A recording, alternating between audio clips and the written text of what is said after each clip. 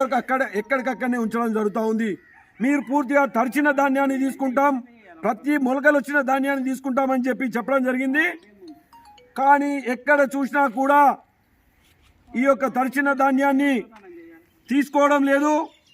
మరియు రైస్ మిల్లర్కి వెళ్ళిన తర్వాత రైస్ మిల్లో ఒక కుంటాలకు 10 కిలోల చొప్పున తరుగు తీస్తూ ఉన్నా దానిపై శాసనసభ్యుడు బాజిరెడ్డి గోవర్ధన్ కానీ, జిల్లా మంత్రి ప్రశాంత్ రెడ్డి గారు కానీ, జిల్లాలో ఉన్నటువంటి ఎమ్మెల్యేలు ఎవరు కూడా నోరు మెదపలేకపోతా ఉన్నారు.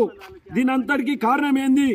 ఈ యొక్క తరుగుదల దాంట్లో మీకేమైనా భాగస్వామ్యం ఉందా అని చెప్పి భారతీయ జనతా కిసాన్ మోర్చా తరఫున మేము అడుగుతా ఉన్నా. రైతుల తరఫున ఉండి రైతుల ఓట్లతో గెలిచి ఇప్పటికైనా వెంటనే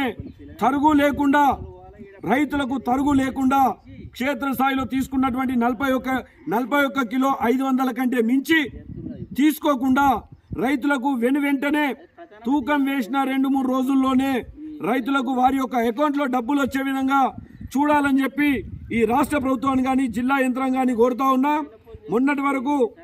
మొన్నటి వరకు భారీ వర్షాలు పడి నష్టపోయిన రైతులకు ముఖ్యమంత్రి గారు చెప్పిన విధంగా పాక్షికంగా దెబ్బతిన్నటువంటి రైతులకు మీరు ఇస్తా అన్నటువంటి వెంటనే నష్టపరిహారం చెల్లించాలి.